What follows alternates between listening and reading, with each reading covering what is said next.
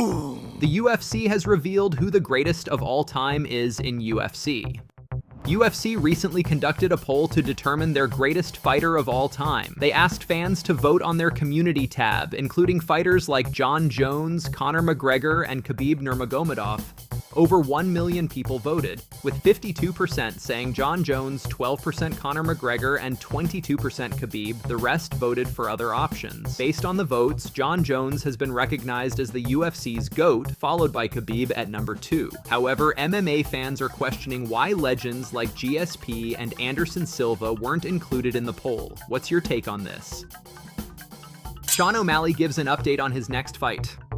Dude, this fight with Merab is so fucking important. It's huge. I know. Yeah. And I think you do this one, brother. And I'm trying to book it. I'm trying to get it booked ASAP. The only issue is some of the next pay-per-views aren't in the country, and I'm not fighting out of the country. Yeah. Not necessarily because I don't want to. I don't want to. But they have other people they take other places. But I'm ready to go. I'm fucking wanting to book a fight I feel ASAP. like you and Merab are gonna have a really goofy shit talk lead up to the fight, because he's been kind of silly. You're silly. I'm very you silly. guys are both very silly. So I in my head I'm picturing this like kind of unique goofy build up. God, I just want to hit him with that knee, boom, flatline him. Bro, all the embeddeds, the countdown, they just have Merab fucking up 10 people in a row. It's gonna be sick. And the people he's fucking up to aren't pussies.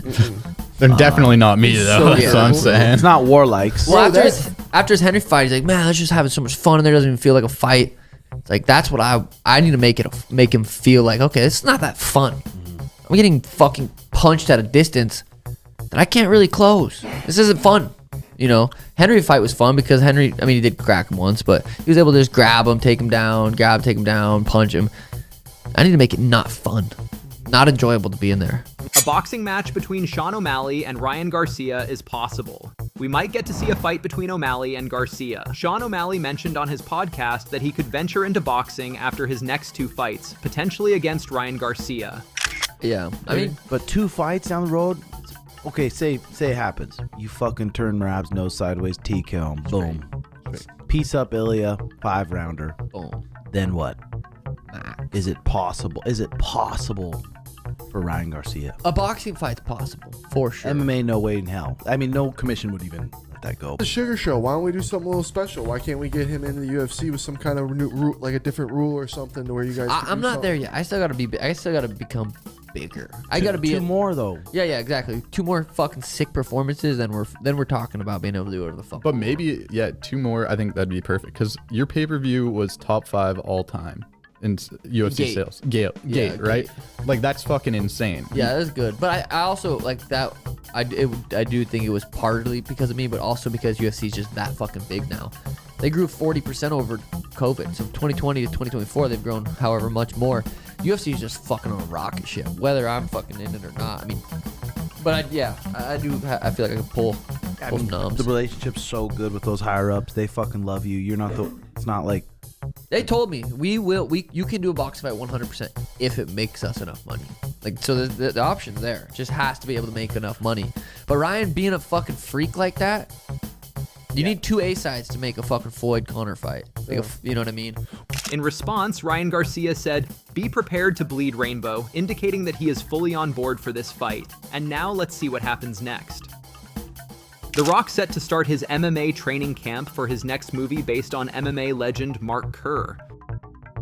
So WrestleMania is behind me, and I will actually start a new training camp tomorrow on Monday, and this training camp now will consist of MMA fighting in the cage. So I've gone from the pro wrestling ring to the MMA cage, and it's in preparation for my next movie. It's called The Smashing Machine. As many of you know, The Smashing Machine is based off of the life of Mark Kerr. Mark Kerr was the godfather, the heavyweight godfather of MMA, of UFC, who at one time was the greatest fighter on the planet. And he was an absolute animal and a beast. And he struggled with addiction. He struggled with success, he struggled with loss, he struggled in love. A lot of struggles in his life, but he lived, and is still living, the most extraordinary dreams come true kind of life, and it's an honor for me to play him, and I want to make sure that, again, I wake up every morning and I run to this opportunity to become Mark Kerr. And so I want to make sure in my training camp, I'm training with UFC legends and coaches, and want to make sure that I do right by Mark and I do right by the MMA and UFC community and culture, and all these fighters, men and women, who've put it all on the line over the years, as they've done in professional wrestling too as well. So I come into this project with the ultimate level of respect and reverence to that world, and I just want to be prepared as I possibly can. So I start my MMA and my cage work and my MMA ring work all this week, which basically means I'm going to get my ass kicked a lot, but bring it on. And that's it, over and out. Thank you guys for all the support, WrestleMania. Thank you guys for all the support, Smash Machine. And just thank you. Thank you. I really, really appreciate it. The work is hard, but we all work hard. The work is busy, but we're all busy. And we run towards that thing that we love. And right now, we just keep on running to all this stuff that I love. All right, I love y'all, and have a great week, and enjoy your cheat meals today, and enjoy your drinks. Enjoy your Terramana, because I am. Mark Zuckerberg reveals who is his favorite MMA fighter. Who you think is the best MMA fighter of all time, pound for pound? Oh, I don't know. I mean, Volk is my champion. You know, I mean, I love that guy. I think he's obviously had a tougher go of it for the last couple, but I mean, he's amazing. So I don't know. There's a lot of good people. I've gotten a chance to get to know him a bit. I think he's great.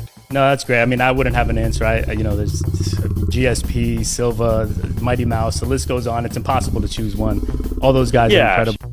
Jiri Prochazka planning middleweight move after winning back 205-pound belt. Kdy titulové výzvě, ty sám před zápasem už jsem slyšel, že si přemýšlel také o té těžké váze, že už to byl takový ten vrchol za vrcholem, ta další hora. Máš to ještě v hlavě? Spíš než těžší váhu, tak jsem přemýšlel, že spíš vyzkoušet i tu 8-4, že teď jak s tím, jak cítím svůj metabolismus a to tělo, jakým způsobem mě pracuje v té přípravě, tak vím, že kdybych tu stravu upravil fakt tomu, kde fakt se cítím skvěle a čistě, tak vím, že bych tu 8-4 potom s nějakou lehčí dietou prostě zvládl. Ale to je v plánu, to bych určitě plánoval nebo cílil po získu titulu 9-3. Renato Moicano talked about how the fight between Khamzat Chimaev and Nickal might go. Nickal and Khamzat, a ton of back and forth on social media. Who do you believe has the better wrestling? If you're talking about college wrestling, Nickal. If you talk about MMA, it's Khamzat. The way he did against Usman impressed me. Usman is a very, very good wrestler. The way he got his back and he controlled him was very impressive. His technique on MMA and wrestling and grappling is unmatched. Gilbert can speak better than me. What do you think? I think this guy is a beast. I agree. I think MMA right now, Khamzat is a different level.